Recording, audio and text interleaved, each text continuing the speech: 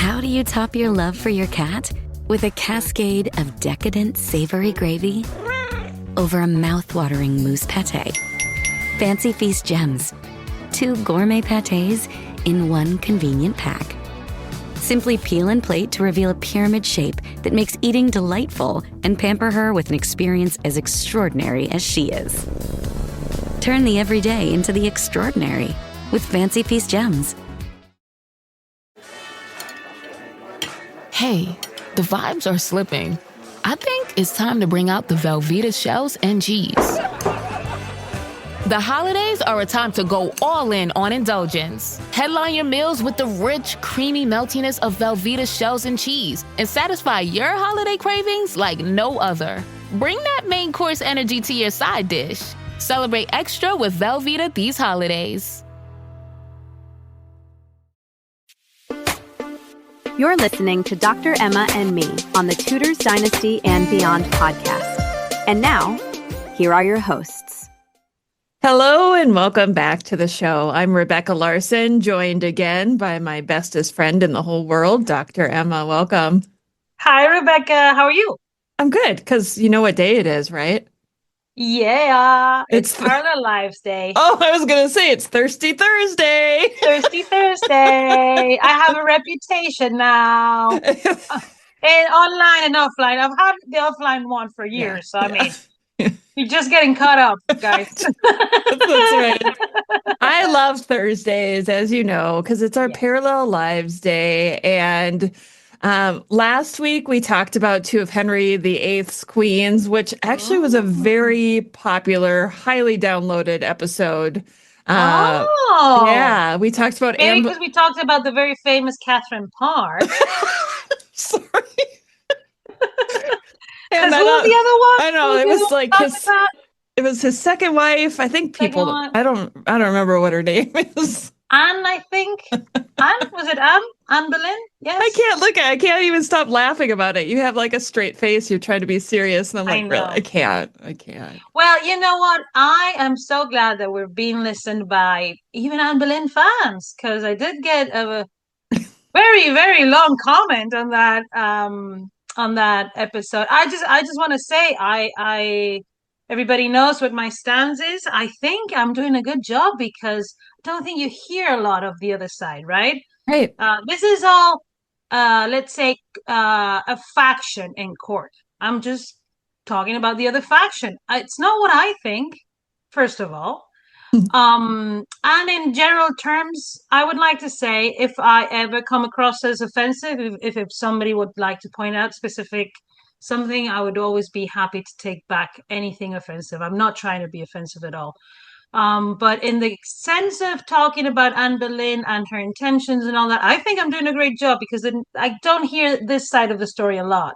I hear the other side of the story way too much. I'm tired of it. So it's time for us to, like we say in Spanish, dar la vuelta a la tortilla, which means is flip the omelette to the other side, people. It's okay. And I think it's a healthy debate too, We can have opposing views and yet talk about it and be respectful with each other. So thank you for that very long comment.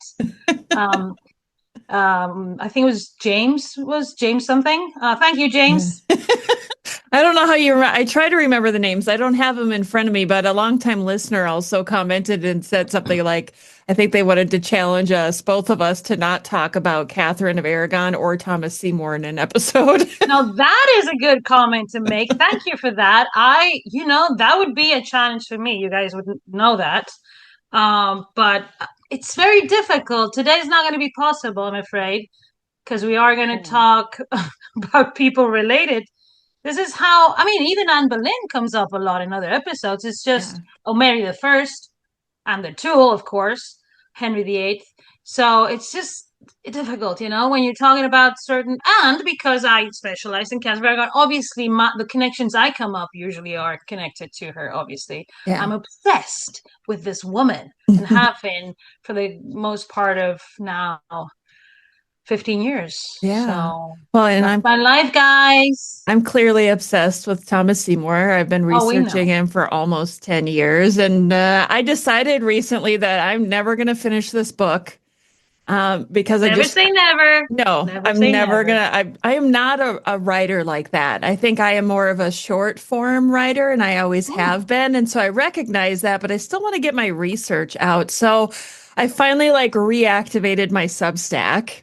Oh, And nice. I'm going to be using my Substack, the paid subscription portion of it, Hmm. to release my research and my writing of what I have written already on the book and then Okay. what I will in the future. So if you don't How is already that follow going to me, look like for a subscriber? What does that look like? Is it uh, posts? Is it, what is it? yes. Yeah. So Oh, if you're not familiar with Substack, it's kind of another way to have your own website, but it's also oh, kind of like a social media because you can have a feed as well. But I'm oh. right now just kind of using it as a website. So every Monday, I'm posting free content to talk about Hmm. research. And like the most recent one, I talked about paleography and learning paleography and why Oh, it's yeah. important to Fundamental, transcribe. yes. Yeah. And then on Wednesday, I think it's the prologue of my book that's going to be coming out. Ooh. So that'll be on the 22nd. Of course, we're recording before that, So, but oh, someone who wants to subscribe just needs to go to your website and find it there. they can just go to any of my social media and I'll have a Okay. link to my Substack there. Otherwise, it's rebeccalarson.substack.com and they can find it. And it's Okay. $5 a month for basically a post every Wednesday. So I think it's a pretty good deal. It's a pretty good deal. Yeah. And who doesn't want to know more about all that research you've done for over 10 years? Yeah. And finally tell us about more about his beard, how he used to groom it, take care of it. But and this is very honest. He was an ambassador. We talk about this a lot offline, how he was an ambassador. Lots of connections to the court of Mary of Hungary. So anyone Yeah. that the imperial courts and the Habsburg. So anyone who is researching that is going to need this content. Anyone researching people like Lavina Turnlake will need this because there's mentions to pictures, and he has a close relationship to power. So, Yeah. oh, congratulations! I'm excited for Yeah. you. Now I just got to get you signed up for a Substack. You know what? I think you got me on board. Is as people may have noticed, Dr. Emma has a few things on her plate. So I'm just trying to first of all honor all of my commitments. That's very important to me.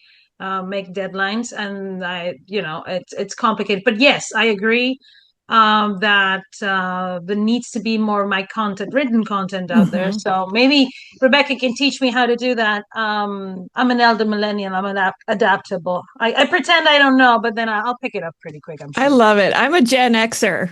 I'm older than you. Wow, just about older than me, guys. She just pretends to be older than me.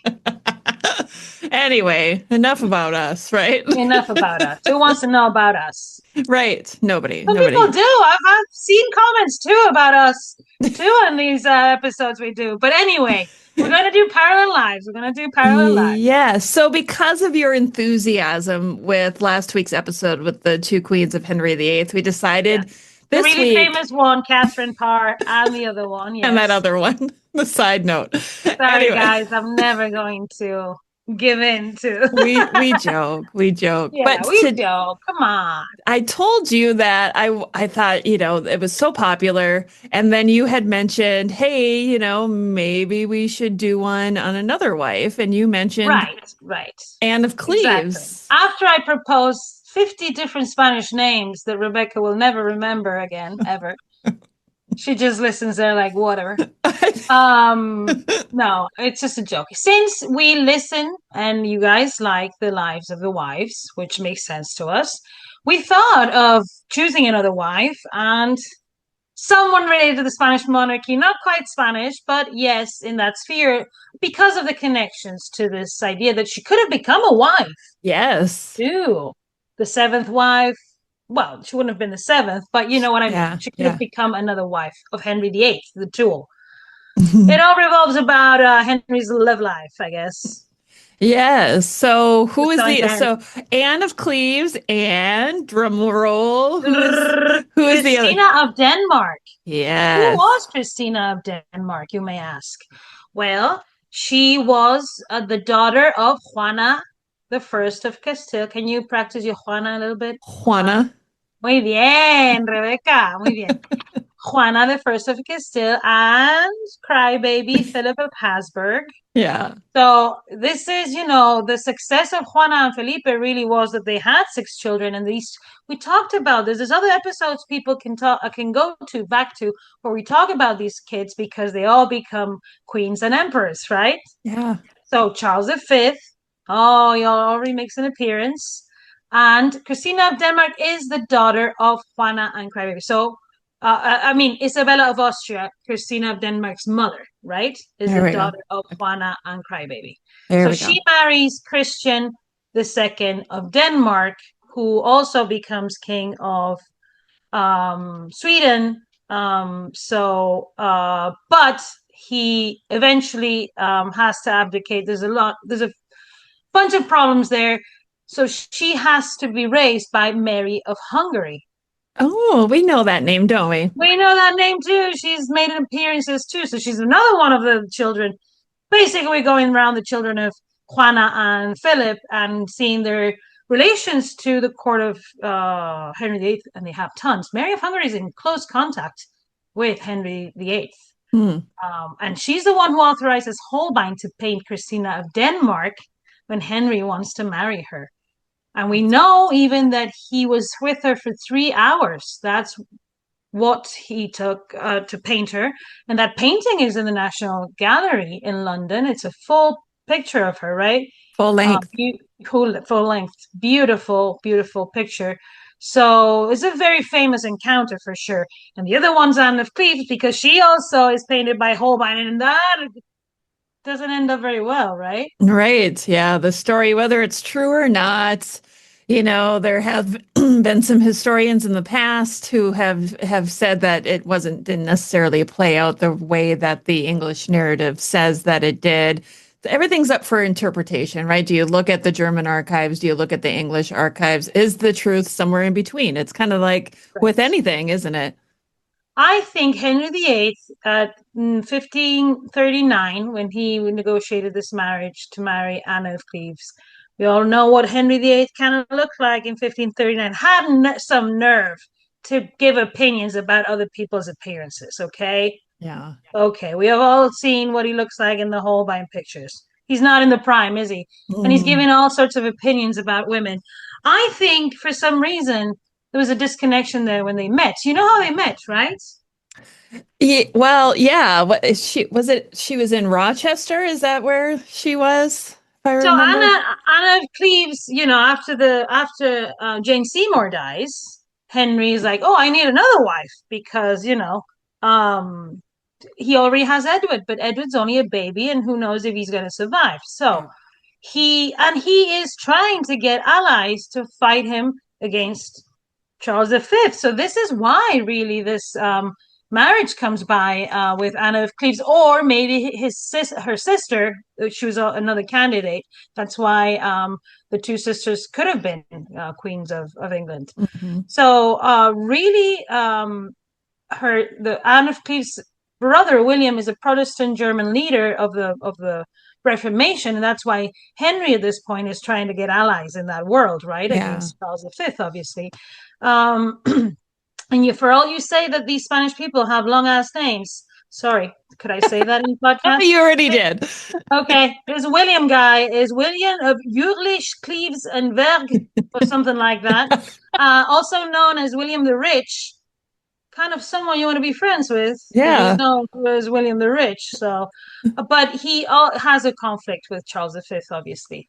And eventually, William marries Maria of Austria, the daughter of Emperor Ferdinand I, brother of Charles V. So this is how connected, really, the courts of the Habsburg Netherlands, the Tudor court, and Spanish court are really that these people just end up marrying each other, right? Yeah. Holbein is sent to paint Anna of Cleves, sends picture back to England. Anna of Cleves is coming with whom? Who is sent also? Susanna Horenboot, the famous Oh, Flemish woman, is sent. Why? Because she probably speaks the same language. These were guys from a reform part of Germany that was light in the reform. So, it's also important to know compatible with the English Reformation too, that it's not as radical, right? Um, And when she's coming towards England, there's a very cool account that they are in Calais. They visit Antwerp too. They're in Calais, and Susanna Hornboot is teaching her how to play cards the way they are played in England, right? Yeah. So that's a pretty cool thing. So Anna is learning from Susanna court etiquette in England, right? Then when they arrive in England, the king is impatient to meet her, just like Henry VII was with Catherine of Aragon, right? And comes and meets her in disguise. Because that's what he did. This. Well, he used to do that. He did that with Catherine of Aragon once when he was disguised as what's his name? Robin Hood. Yeah. Yes, right. But in this case, it was different because Catherine was married already to him, but Anna didn't know as the king, and they had a very awkward encounter. My feeling is his little ego was hurt. He was butthurt. Because she didn't laugh at his jokes when he was just a regular old, whatever page boy or jester or whatever he came dressed as. And then he came back as the king, and then she was like, "Oh my God, was that you?" I'm sorry. And then he was like, reportedly said, "I like her not," after, that encounter. So to me, it seems like probably Anna didn't find him that funny. Henry thought he was quite a very funny person, a very charming person. Maybe he didn't get the reaction he wanted. Because honestly, when the pictures of Anna and her sister were painted, the ambassador said they were very good likenesses. So it's and you look at the picture of Anna of Cleves that is in the Louvre now. And oh yeah. By the way, we have to talk about what happened in the Louvre. I have to. Can we just talk about all the funny reels and AI stuff that have been made to make fun of it? So just briefly, because we mentioned the Louvre. That's where the picture of Holbein of Anna of Cleves is currently. Just went through a extensive restoration. Looks beautiful now. With those blue backgrounds we talk about a lot. But we're talking about the Louvre too because they've just been the most incredible heist, right? They took, I think it's 12 jewelry pieces from the crown jewels of France with the biggest gems and the biggest, it's invaluable what they've taken, really. And yes, there's a lot of reels and memes because it was pretty incredible that they did it in broad daylight. Yeah. But the Louvre is one of the biggest architectural compounds I've seen that holds a museum in my life. So it's a very, very big it's a very big complex. Yeah. But still, it's incredible they were able to do that. Did you read that they dropped one of the crowns so they could? I didn't. Yes, they dropped one of them leaving, so they were able to retrieve that. It's damaged, but at least they have one back. I mean, Paris cannot get a break. Do you remember when Notre Dame burned down? Yes. What's going on over there? I don't know. What's going on in the world, Rebecca? I was just going to say they're trying to match America. Talk about that in the podcast right now. No. Go back to Parallel Lives. No, I have to say the one reel that I saw this morning that made me giggle a little bit was it showed an image of like a glass case with a crown in it. And behind it on the wall was Mona Lisa. And she crawls out of the painting and grabs the crown and goes back into the painting. And that one made me laugh. I've seen a really funny one. Who's a guy who's just like smoking a cigarette, arrives, just opens a window, is like, "Bonjour, I'm here for this. Can I take this?" No one is. I'm claiming it. Yeah. And he's just like unfazed and just like taking his time. Yeah, it's kind of funny. It's not funny because it's serious. It's very serious. But there's very famous. Mona Lisa was stolen in, I think it was 1917 or something like that. Oh. So there's I just don't reality understand. Always is better than fiction, even, Yeah. We could just do one whole episode on this, but we're sidetracking, aren't we? Yes, we're sidetracking. But Anna of Cleves was a witness to this heist because she's there. She's like, person. "Oh my goodness." Seeing her eyes going back and forth. She's like, "Oh my goodness." Well, Anna is the wife that lived the longest. Yes, she survived all of his wives. She survived all of Henry VIII's wives. She dies in 1557. So she's not only in the coronation of Mary the First of England, but she has a state funeral when she dies in the reign of Mary the First. Mm. Mary the First and Anne of Cleves were close. There's a close relationship, like we were talking about Catherine Parr last week. Mary the First was smart, knew that she had to get along with the wives of, and listen to this, Anna comes from a Protestant place, and she gets along with Mary the First of England. So again, to all those people who think that I'm always like picking on Anne Boleyn, just Anne Boleyn didn't have that type of character because she didn't get along with Mary. Different situation altogether, but still, you could be a Protestant and a Catholic and get along and live under the same, court, right? Yeah. And get along like it happened with other people, right? With I feel like Mary Tudor. Did we not discover, and maybe I'm confusing wives, but did we not discover that Anne of Cleves was actually a Catholic? I think that yes, and that's why I was saying that she comes from a part of Germany and a reform part that is the very gentle on the Reformation. So it's Henry also wanting to get back to the more moderate women. After Anne Boleyn, what does he have? Jane Seymour, who models herself after Catherine of Aragon. Yes. Then who is next? Anna of Cleves. Right? Mm-hmm. But then who's the last one? Catherine Parr, too, even though she's a Protestant, she's a moderate in the sense of the way they carry themselves and the way they defend their faith, right? Right. Anne Boleyn was more radical, more outspoken, if you may, or maybe different time. In the case of when he wants to marry Christina of Denmark is a Catholic. Mm-hmm. That is in the court of Mary of Hungary, who is the leader of the Counter-Reformation. So, I mean, Francis I married Eleanor of Austria, who was a Catholic. These were also, we have to think beyond religion. Sometimes political alliances were more important. One of the parallels between Anna of Cleves and Christina of Denmark that I found out when I was researching about this, first of all, is the fact that Anna of Cleves was considered as one of the brides to be or potential bride for the Duke of Lorraine. Right. And the Duke of Lorraine ends up marrying who? Christina of Denmark, who ends up, after being Duchess of Milan, ends up being Duchess of Lorraine and even Regent of Lorraine.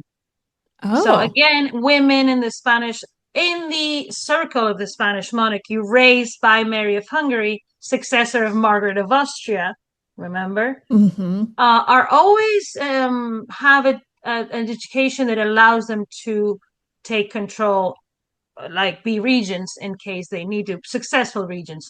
This is something we talked about that Catherine of Aragon establishes in England, because then there's someone like Catherine Parr, who's also a very successful regent, right? Yeah. And for better or worse, Elizabeth sees this when she's a little girl, and Mary's seen it when she's a grown woman. And then when they become queens, they have those presents. There had been other presidents. I did want to mention, for example, Catherine of Valois in the 15th century was also a very powerful queen consort. So what I'm saying is sometimes these women that come from very powerful dynasties or kingdoms come to a place like England, and they do carry themselves in a way that they are trusted by the king to become regents, right? So in that sense, Christina of Denmark is similar to Catherine Parr because she also becomes a regent and a successful one, right? Or like Catherine of Aragon. Anna of Cleves, on the other hand, what happens to her? Different situation.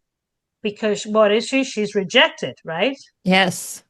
Yeah. She never she doesn't serve her purpose the way that Henry had hoped she would. Yes. And so but maybe she was the luckiest too. Because she didn't have to touch him too much.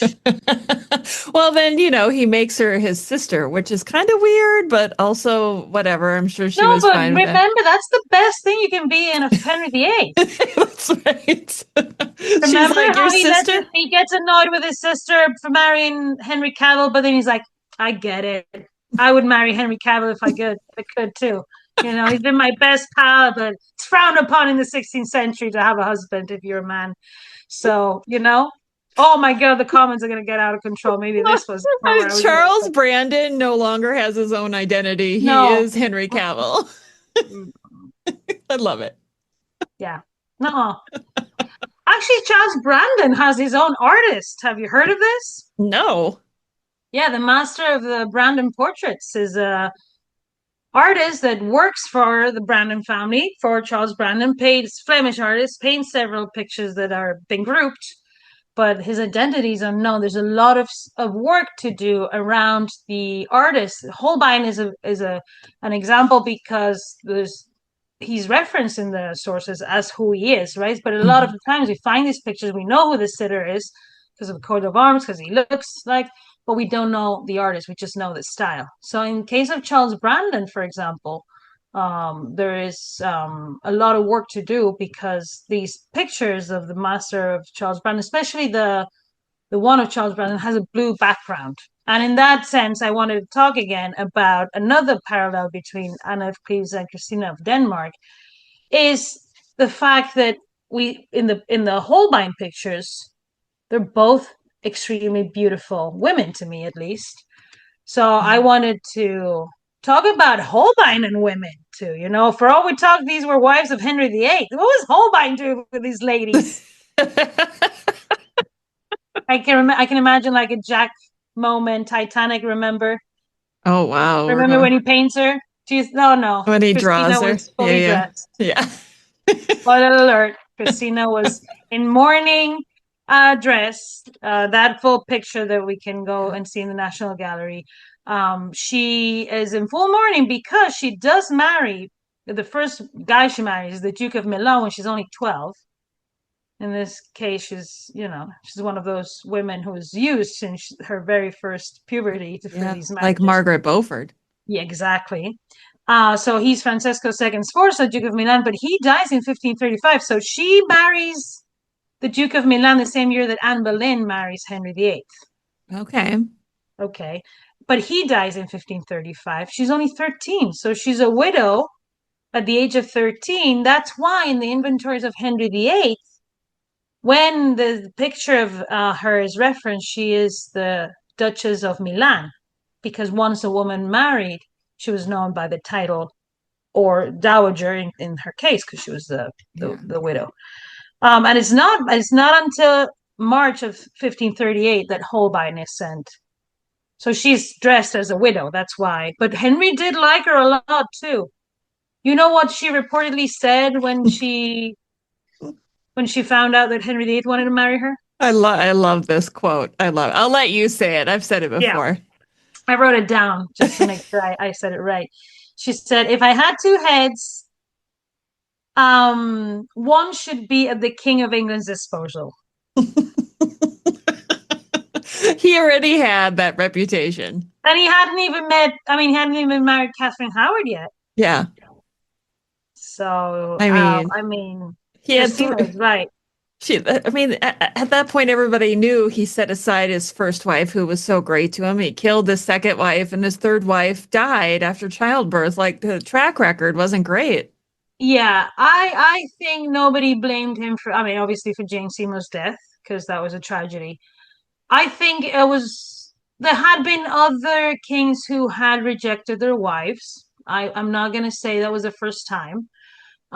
Weird, but not, it had happened. But beheading a queen you had just crowned, it doesn't leave you in the best spot in terms of your European allies, especially because think about this: Mary of Hungary, who is the one who is receiving Holbein to paint Christina of Denmark, is Catherine of Aragon's niece.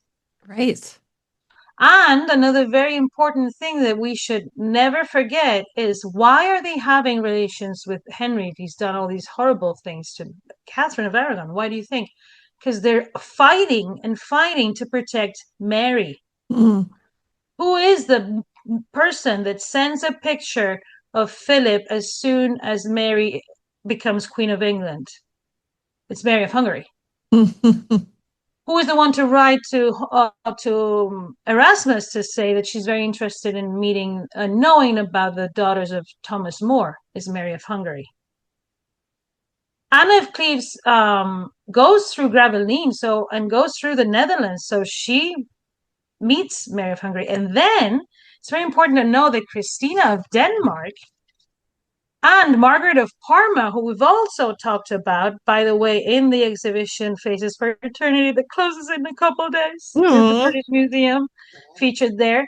From February to May 1557, Christina of Denmark and Margaret of Austria are in England in the court of Mary Tudor. So why do people keep saying Philip II abandoned Mary when her relatives are there?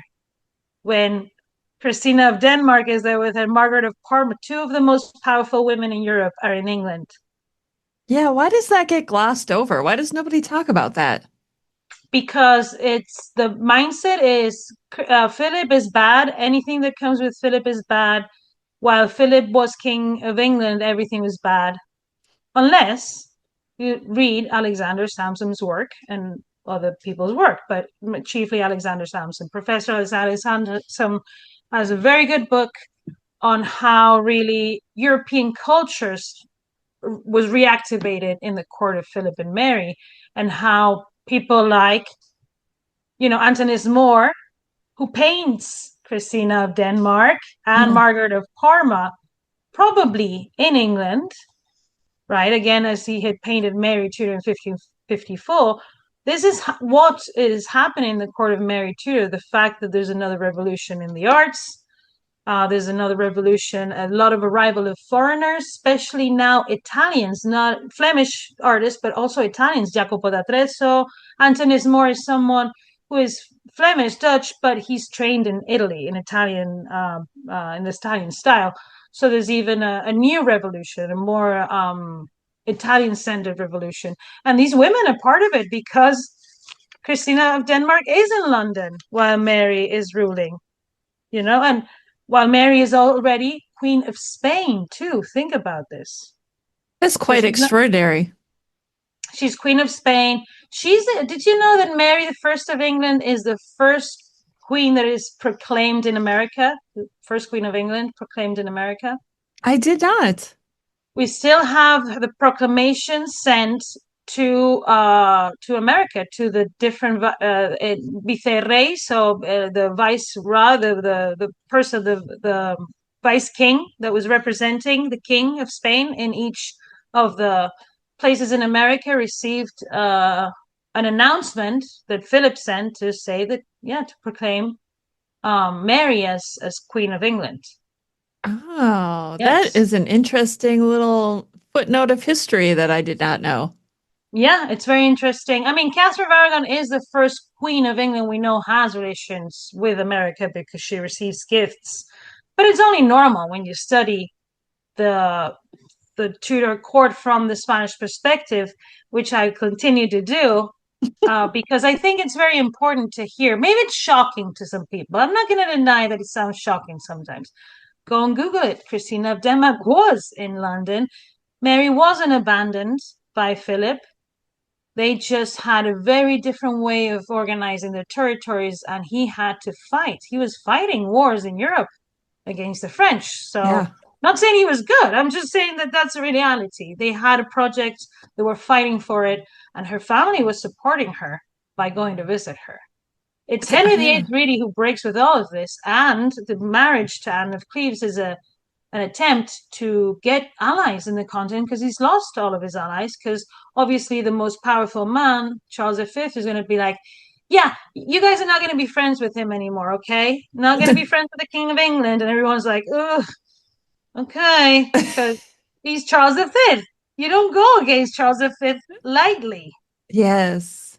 Well, we've talked before about how during this time in history, you have England, you have the Holy Roman Empire, and you have France. And you have those three countries who are just constantly switching sides, fighting against each other or joining up together.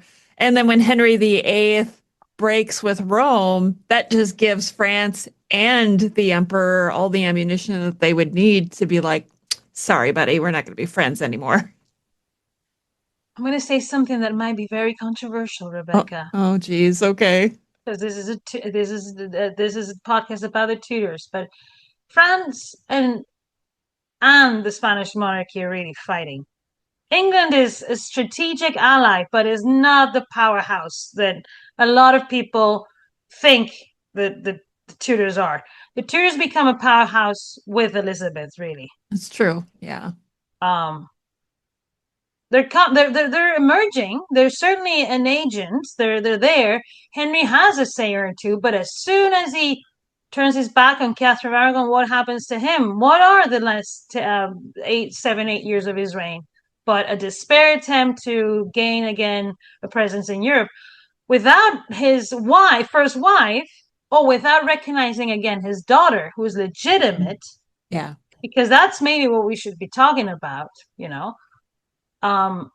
without that, Henry doesn't really have a lot to say in the continent, and that base, again, controversial, that base that he has, that armada that really Elizabeth inherits, and that's why England becomes so prominent in the world, that is created in the first years of his reign. And that is created because Catherine of Aragon is like, we have to emulate the Spanish monarchy.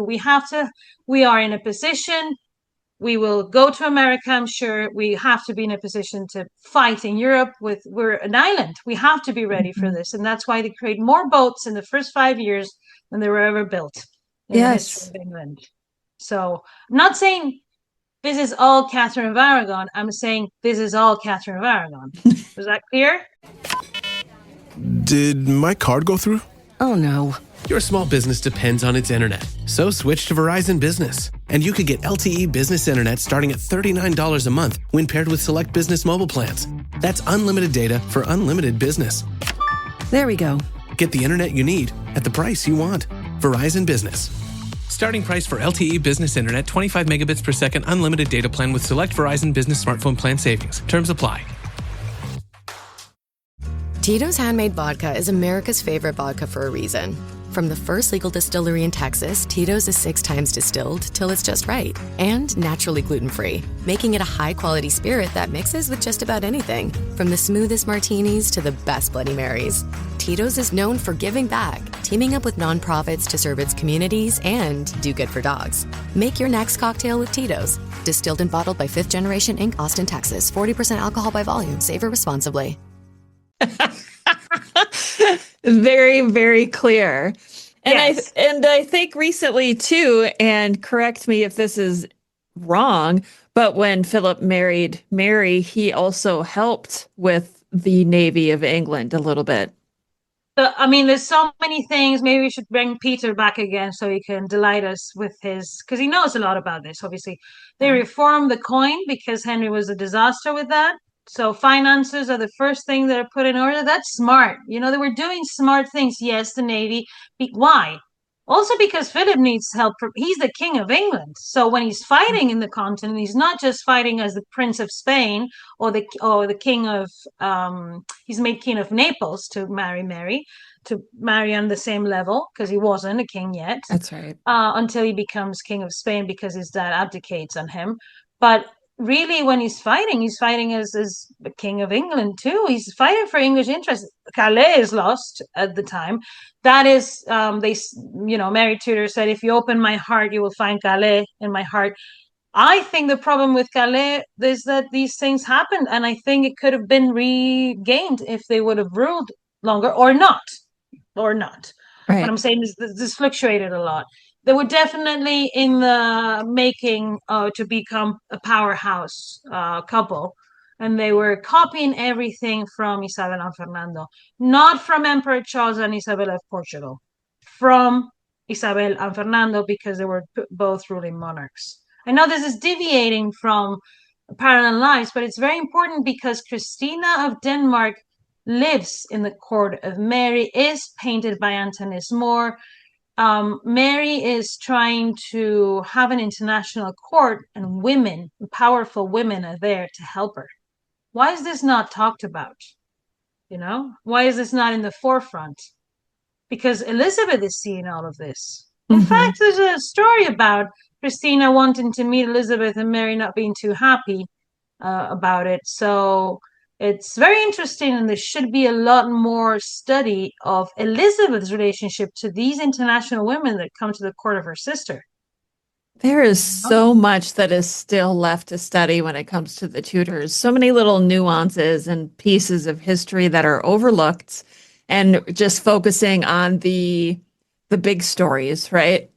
Yes, I mean a book on Tudor and Habsburg women would be, I'm sure people would, it would be, everybody's jaw would be dropping. They would look like Charles V, because I think a lot of this is not known. I don't think people know that, Margaret of Parma, who was Charles V's natural daughter.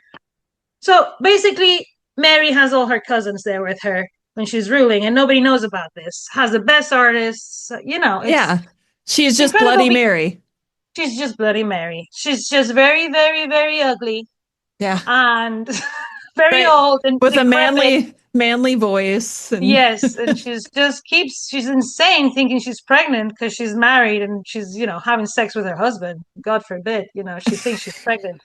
Doesn't it sound ridiculous though when you say it out loud sometimes, when you don't apply something like common sense? And then we don't know about the interest. Maybe she did have phantom pregnancy. I don't believe so, but maybe she did. This is something we'll never know. Yeah. She was not checked by a gynecologist. But isn't it important to know that these two highly important women were in her court, and other people from Europe, people that were changing policy in Europe, art in Europe, culture in Europe?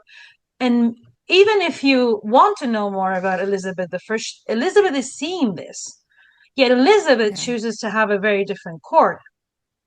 Why? Because Elizabeth has to follow her own path, and she has her own alliances. Her mother had established a more pro-France alliance. She doesn't have the headway with the Habsburgs unless she accepts the marriage proposal from Philip of Spain. Yeah. Yeah. She could have. What do you think? Oh, that would have been interesting, wouldn't it? Oh, there's so many what ifs, right?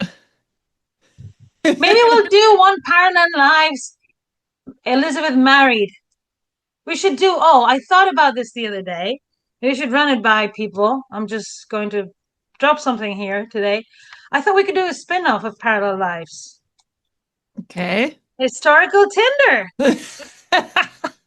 We do an unlikely matchup and we talk about what we think it would have been, like exactly this example, right? Yeah. What if Elizabeth I of England decided to marry Philip II of Spain when Mary I of England died?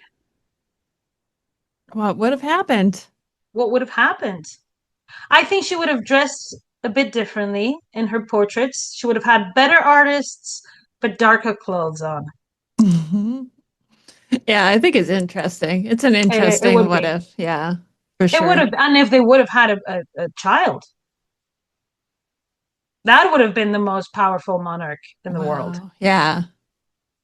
Yeah. I'm always torn on these what ifs. I like to sometimes fantasize about the what ifs, but then when it comes down to it, it didn't happen. It's not real. So I know. But you are drawing from what you know from these two characters to, it's a mental exercise, intellectual exercise too, right?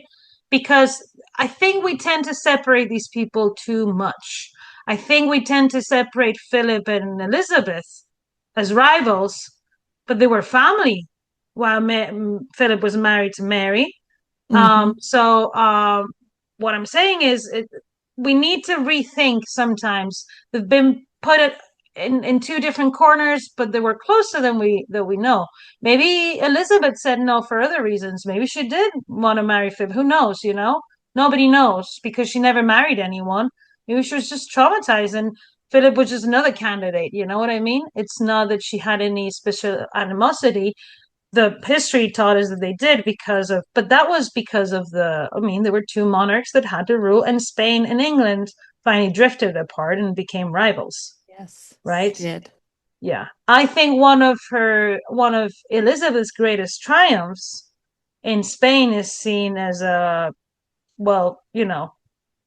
the Spanish Armada never arrived. So what was her triumph there? Well, she hid part of the time. So she was definitely not going to lead an army into battle. No, she wasn't. Yeah, it all kind of worked out. She was not the granddaughter of Isabel of Castile, I'm afraid, to my favorite commenter, James. Sorry, James. If that was actually his name.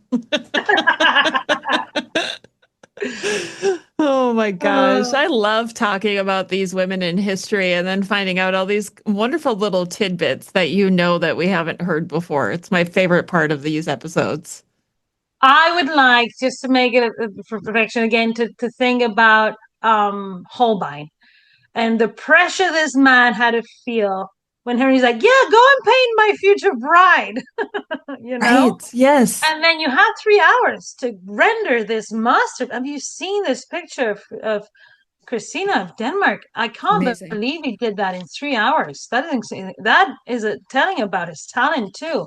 Did he actually paint it in 3 hours or sketch it in 3 hours? Well, we know he had 3 hours with her. Okay. All right. So that's what we know. Holbein did work with sketches. That's true. But that's the information we have. Probably not finished, obviously. Yes. And like I said, there's evidence in other documents that things were translated, like drawn, when they're referring to someone drawing the face is not painting the face. Right? So these artworks were done in stages sometimes. Yeah, a sketch first, then So yes, and we see in some of Holbein's sketches that he puts the colors. So yes, he makes little notes on the sketches. So later, when he's going to put the color, he's gonna know.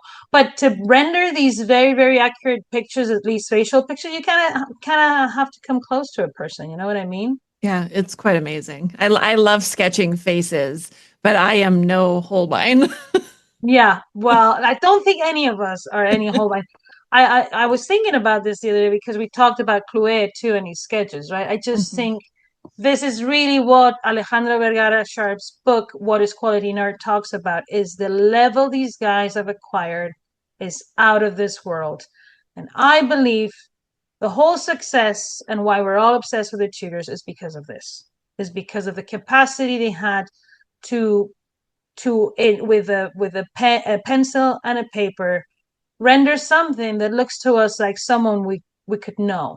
And with the documents that we have, we read about those, but when we think about them, what we see in our brain is their pictures, right? Yeah. And in that sense, these two women have two of the most beautiful portraits ever rendered for an English monarch. Think about before and after. I mean, maybe for Charles I of England, when Van Dyck is this portrait painter, I don't think there's anyone better than Holbein. Mm. He is. I think amazing. He is the best artist there was in the Tudor court by far. Yeah, we're very lucky to have had I'm him. so glad Torrellano is not right here because he would break my nose probably. But Torrellano wasn't there long enough. We also have to think that Holbein just comes at a time that he's needed for a certain thing, and that he's involved in this 6 Wives of Henry VIII. So that's why Holbein is so important too, and because portraiture becomes such an important thing in the second half of the 16th century. I think we'll see a lot more of. I would like to see a lot more work on Holbein and his connections to the Spanish monarchy. Yeah. So Christina of Denmark for sure should be studied as, yes, the daughter of the King of Denmark and Isabel of Austria, but really she has links to Charles V. So this is why these are all connected. Yeah. Charles V was born in a toilet. That's right. Well, I think that's the perfect way to end this episode. Oh, was Charles V born in the toilet? Again. I know you guys love these episodes too. Most of you, some of you are haters of our Parallel Lives Yes, episodes, but for yes. the most part, I think it is a very eye-opening look at history from a different perspective. And Mhm. I can't thank you enough, Dr. Emma, for sharing your knowledge with me and with the world. I know, and if you have any hate for the idea, tell Plutarch, who was the one who originally wrote Parallel Lives. I thought about this the other day because I'm always thinking about parallel lives. I would ask guys if you are really interested in this, go and read Plutarch too. I think my favorite. I think he has the one of Caesar and Alexander the Great.